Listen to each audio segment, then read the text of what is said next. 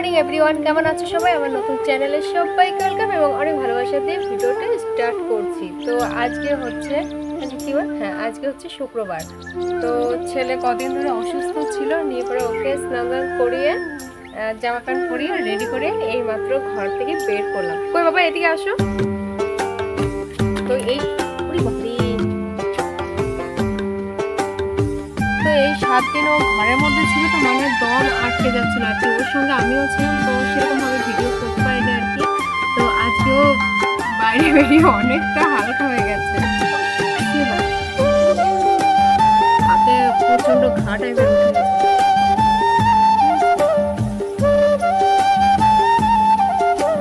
সারা গায়ে আছে। তো এখনো সেরকম ভাবে শুকায়নি, শুকাতে একটু টাইম লাগবে।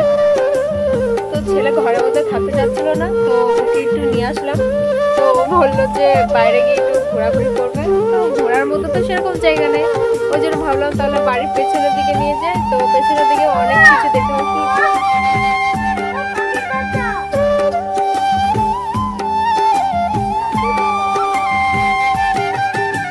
যাচ্ছ কোথায়?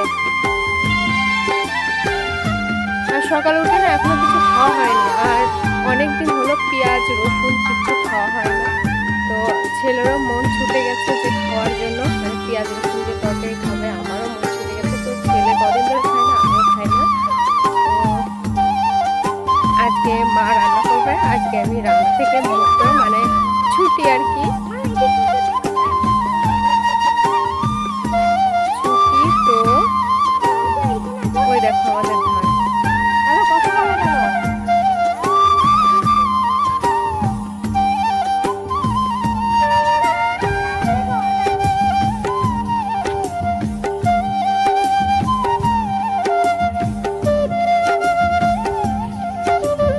তো এই কদিন ধরে না আলু সেদ্ধ, তারপর কি হ্যাঁ আলু সেদ্ধ, পটল সেদ্ধ, তারপর উস্তে সেদ্ধ, এসব খেতে খেতে মুখগুলো না একেবারে ফালতু হয়ে গেছে।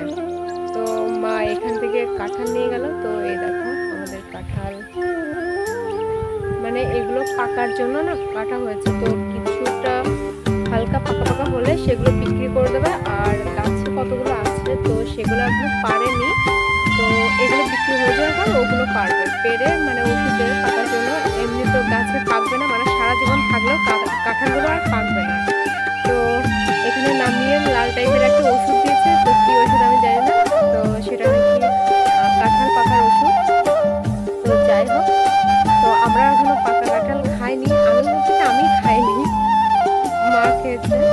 তো এর আগেও আমি একটা কাঁঠাল পেরেছিলাম, মানে হালকা হালকা পেকেছিল। তো ওরকম জানি না কিরকম হয়েছে, তো মা খেয়েছে, মাই জানে। তো যাই হোক, অনেকদিন কাঁঠাল খাওয়া হয় না, তো কাঁঠাল সেরকম খায়ও না। তো মনে হচ্ছিল যে একটু খাবো। চলে আসো। তো ভেবেছিলাম ছেলেকে নিয়ে আজকের দিনটাও নিয়ম করবো, নিয়ম বলতে কি আজকে ঘর থেকে বের করবো না। কিন্তু আমার ছেলে যে কি করবো, ওই 7 দিন ঘরে থাকবে, মানে অস্বস্তি বোধ করে যে মানে থাকবে না আর কি, এরকম। বাইরে এসে শান্তি পাচ্ছ? তাই অত দূর যায় না, না এদিকে আসো।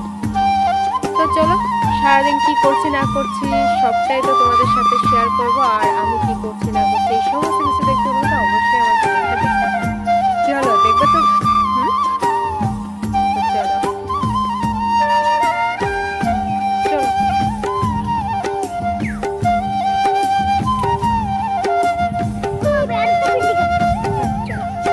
ভেন্ডি গাছ না, বটবটি গাছ।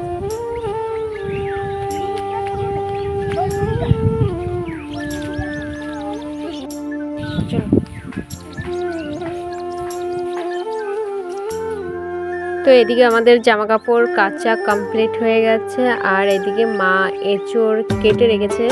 তো এগুলোই রান্না হবে আর কি, তো আর বেশি কিছু না।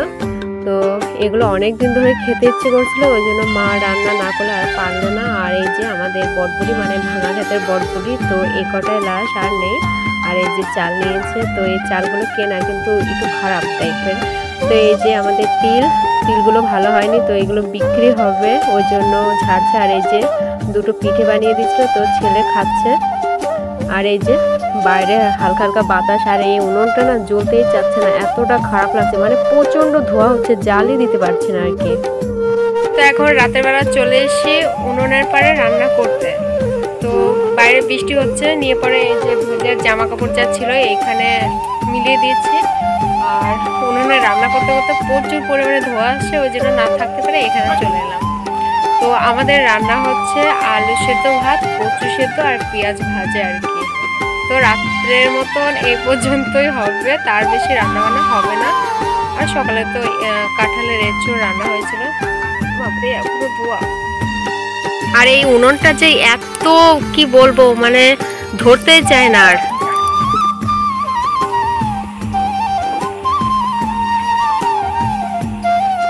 বৃষ্টি হচ্ছে, আর থাকা যাবে না।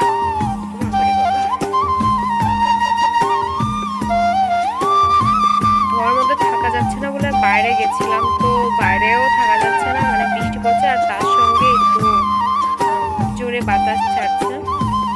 যাই হোক, এক বিষয়ে কিন্তু ভালো। তো আজকের মতন এই পর্যন্ত, তোমাদের সঙ্গে আবার দেখা হচ্ছে নতুন একটি ভিডিও নিয়ে। ততক্ষণ টাটা, বাই বাই।